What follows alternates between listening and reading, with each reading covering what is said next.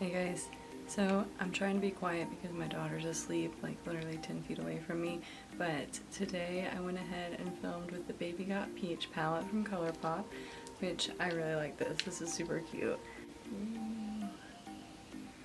Yeah, so this is what the inside looks like. I really like this palette. I think it is so stinking cute.